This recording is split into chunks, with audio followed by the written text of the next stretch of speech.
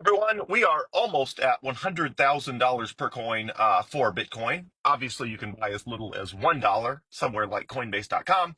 And so, what happens when we cross $100,000? Well, the answer is a lot more people start paying attention. What typically happens is media outlets, news organizations are looking for some sort of trigger to write a story. And obviously, they could just write a story about, hey, Bitcoin's up 50%, but that's not nearly as it doesn't feel to them as newsworthy as saying Bitcoin crosses $100,000 per coin.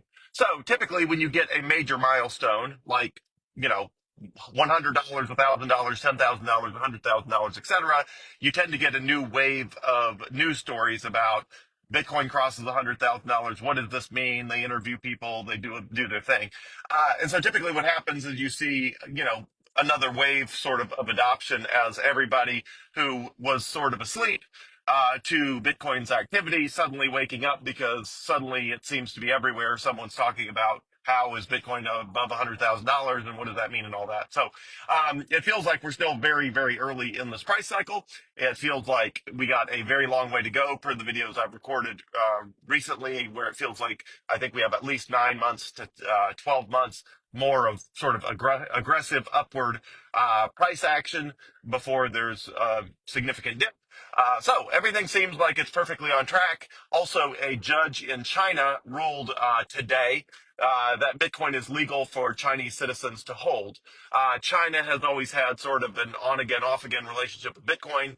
Obviously, Bitcoin is freedom technology, which China and the Chinese Communist Party is obviously not about freedom in general. The hardest sort of crackdown on Bitcoin of the least favorable environment was probably 2021, and since then, for the last 3.5 years, the last 3.5 years, it's slowly been sort of easing up.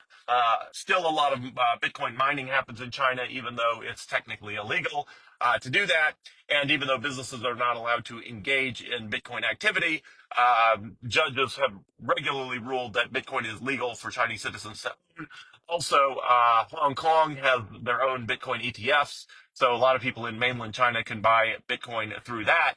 And anyway, so the world is doing its thing. It is just the most favorable regulatory environment it's ever been. The highest Bitcoin has touched this afternoon was $99,000 per coin, so we got 99% of the way to $100,000.